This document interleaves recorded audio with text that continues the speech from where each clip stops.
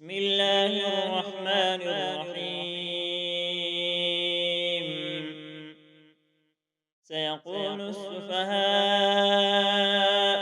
من الناس ما ولاهم عن قبلتهم التي كانوا عليها قل لله المشرق والمغرب يهدي من يشاء إلى صراط مستقيم. وكذلك جعلناكم أمة وسطا لتكونوا شهداء على الناس ويكون الرسول عليكم شهيدا. وما جعلنا القبلة التي كنت عليها إلا لنعلم من يتبع الرسول ممن ينقلب على عقبيه وإن كانت لكبيرة إلا على الذين هدى الله وما كان الله ليضيع إيمانكم إن الله بالناس لرءوف رحيم. قد نرى تقلب وجهك في السماء فلنولينك قبلة ترضاها فول وجهك شطر المسجد الحرام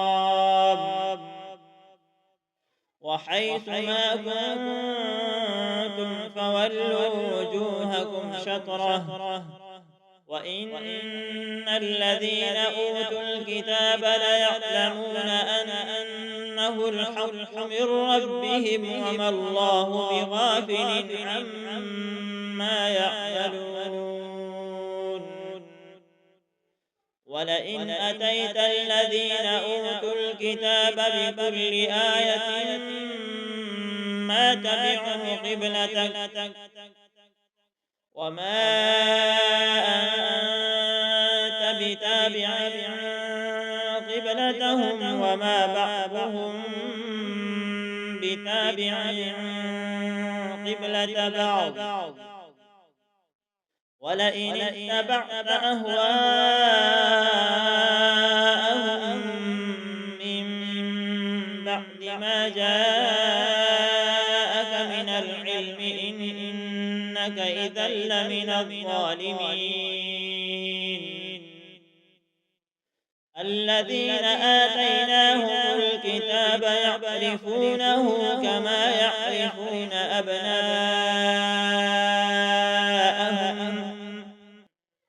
وإن فريقا منهم ليكتمون الحق وهم يعلمون.